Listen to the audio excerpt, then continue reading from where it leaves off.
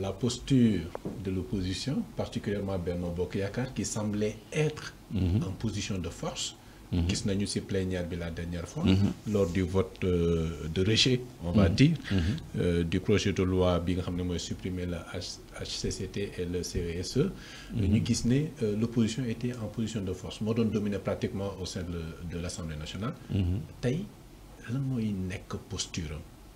Il se retrouve en position de faiblesse wala mën nañu tenir toujours le coup peut-être pour se relever.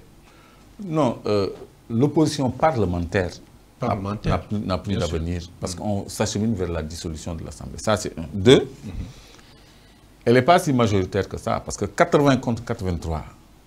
Mais tu te rends compte? Il suffit que 3 députés changent de camp pour que la majorité bascule. Tout à fait. Loolu lu mën a nekk la en politique. Le pouvoir doit être dans les capacités de trouver 3 soutiens supplémentaires. 3. Qu'est-ce que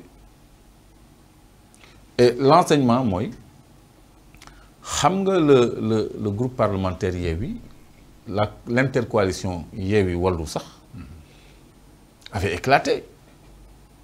Wallu dafa dem beru ji. Après Taxawu dem beru ji. Yaa ngi fàttaliku. Mais votre démb bi xaw ma bërki démb je sais plus quand c'est. Mais ñoom ñëpp dañuy defaat bloc. Ils ont retrouvé les 80.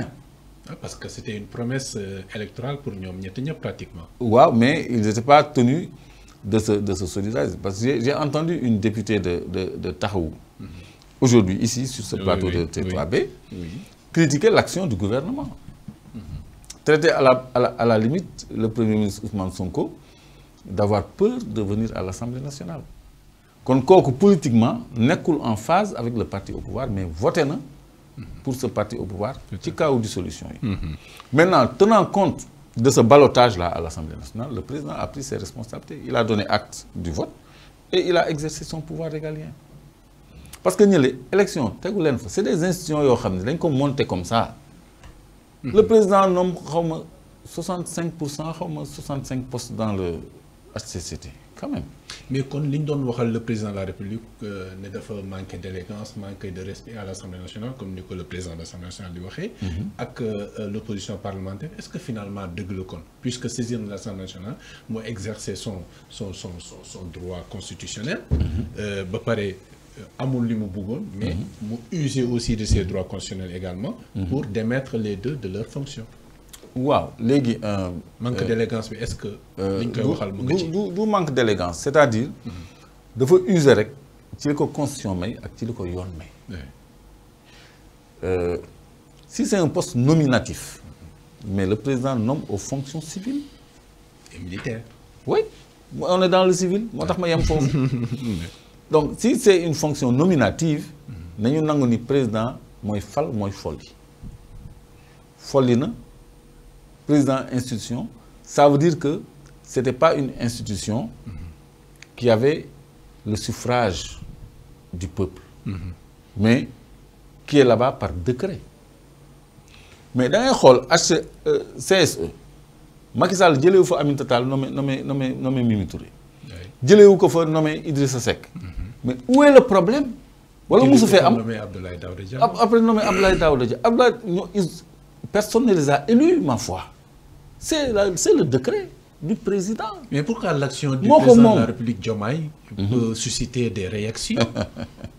Gis nga ñii ñoo mujjee ñëw ci politique mais daf mel ni ñoo jommal gars yi ci politique parce que dañ leen di mener en bateau nii comme ça je vois comme on mène Benno Bokk Yaakaar en bateau comme ça ñuy tëb di dal tegal leen projet de loi ñu def de la résistance bañ a voter te ki leen tegal projet de loi muy gàddu yatam ci gannaaw xam nga ni leen am leen nii wala nële wasin baa dem tool. C'est ça parce que de toute façon il a les capacités de mettre un terme à ça. Léegi élégance républicaine kay mooy nga solliciter une opposition dont tu n'avais pas besoin pour couper la tête de ces institutions là. loolu mooy élégance républicaine nga ne lii de bëgg naa ñu waxtaanee ko. mu am débat parlementaire. ngeen exercer donc ñoom. bu ñu nekkoon ay républicains tels qu'ils se réclament ils auraient fait table rase de leurs intérêts politiques en politique, on va vers la dissolution de l'Assemblée nationale. Une assemblée hautement constituée va enlever le HCCT et le truc. Mais le HCCT n'est pas dissous. Hein.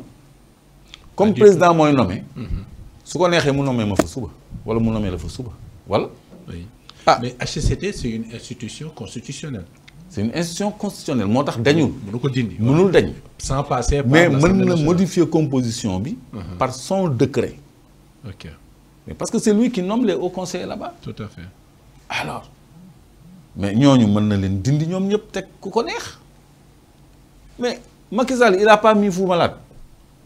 Voilà. Si. Kan moo ko fal Fou Malade. Idriss Seck kan moo ko faloon. Mais c'est ça. Dañ leen nommé. Daf leen di won ne. Oui. Moi j'ai l'instrument. Am naa élégance ou consulter leen. Saisir leen. Bind président Assemblée nationale ni lii de laa bëgg. Parce que moom ba muy prêter serment président Assemblée nationale dafa ñëw. Abdoulaye Daouda Diallo président conseil économique ñëw. Oui. Aminata Mbengue Ndiaye président HCCT ñëw. Toutes les institutions ont été représentées. Nous avons passé presque la journée ensemble. Bu demee ba leen di dindi l'élégance mooy mu poser débat bi sur le plan parlementaire c'est très élégant mais ñii ñoo am un peu de chauvinisme politique maanaam pour ñoom politique defante la ak waxante lu ñaaw la nouvelle opposition la nouvelle opposition waa Benno Bokk Yaakaar yi. OK. Et quand je vois le député Cheikh Seck faire son discours, moi, celui qui nous avait menacé de marcher sur nos cadavres en 2024. Pas bien. Oui.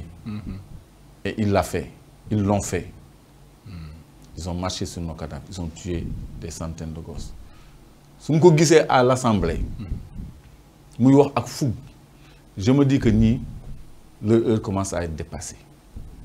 Leur heure a sonné depuis longtemps, je veux dire. Wow, li ñuy xaar ci ñoom la bëgg a xam. Maintenant s'ils sont dévêtus du jour au lendemain de leur immunité parlementaire, je crois que yu bëri dinañ ko mën a tegaat ci table. Mais jarul wax, jarul annoncer. Premier ministre n'a pas besoin d'annoncer la couleur. Ne mettre à l'aise les autorités judiciaires, les corps de contrôle.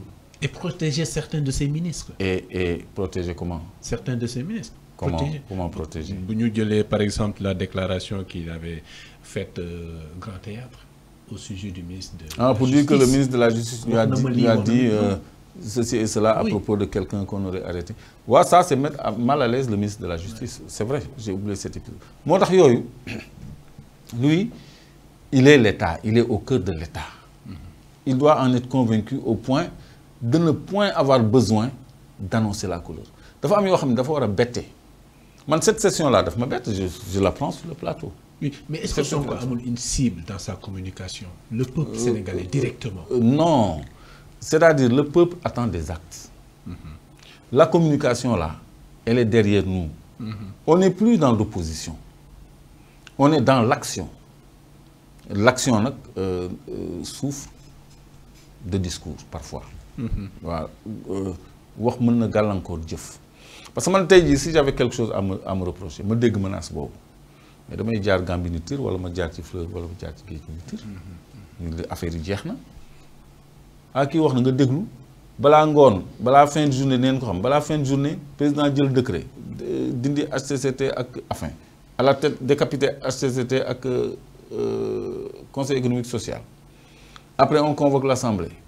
On dit que déclaration motion de censure du fi am duñ ko sax tal bay tal nekk député. Ça c'est annoncer la couleur. Léegi man si j'ai quelque chose à me reprocher, si je m'appelle un Farba Ngom par exemple, naa xool nu may génnaatee dëkk bi. Bu ne am nañu dem sax parce que duñ ñëwaat parce que xam nañ lu ñu def. On est dans la menace. On n'en a pas besoin. Le tigre n'a pas besoin de clamer sa tigritude. Elle saute juste sur sa proie. Mu jeex. Est-ce que pour autant dañu war a mën a occulter la nature politique du Premier ministre? Bon, c'est-à-dire, c'est vrai que c'est sa nature. Parce que même Abdoulaye Wade bi muy doog a ñëw au pouvoir. Qui n'est pas négatif quand même aussi. C'est-à-dire moom. C'est quelqu'un qui a été marqué quand même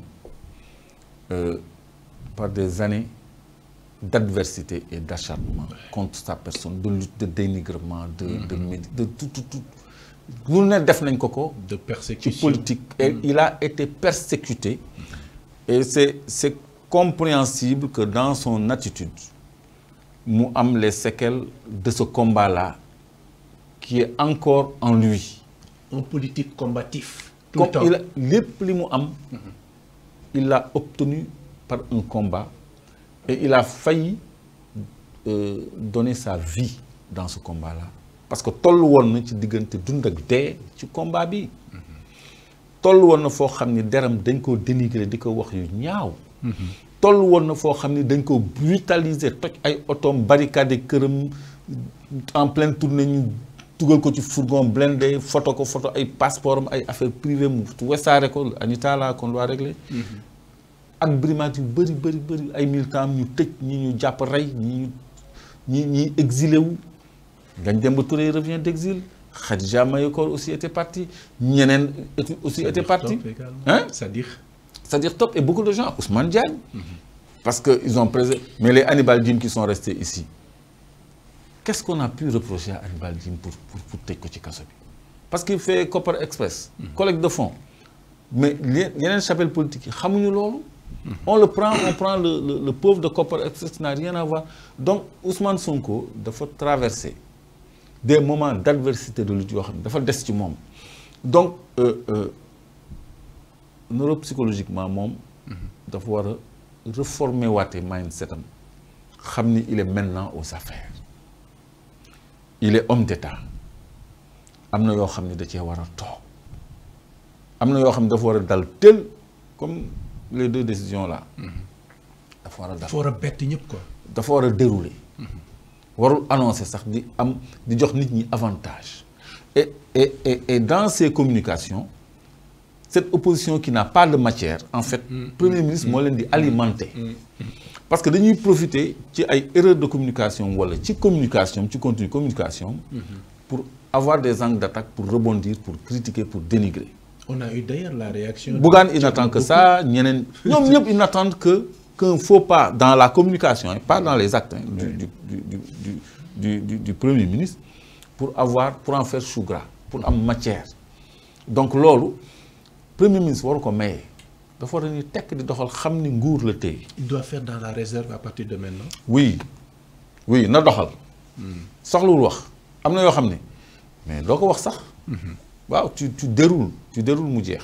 D'accord. waaw tu n'as pas à annoncer que bon il y a des rapports il y a des délits financiers qui vont être traités non mets en place ce que tu Diomaye du wax ci yooyu. Mais la reddition des comptes va démarrer à partir de cette semaine.